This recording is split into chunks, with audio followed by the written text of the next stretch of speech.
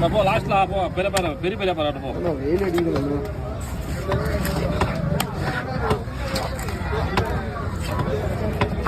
இன்னொரு பாக்ஸுக்கு தான் கேட்குறான் 50 ரூபாய். இவங்க என்ன பார்ப்பாங்க?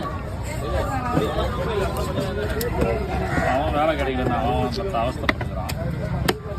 வீட்டில் பார்த்துருந்தாரு இவரு. கூப்பிடுங்க, மீன் நிறையா வந்தால் நம்மளுக்கு யூஸ் ஆகும். மாறி அடிக்கிறாரு. ஓ அவ்வளோதானம்மா?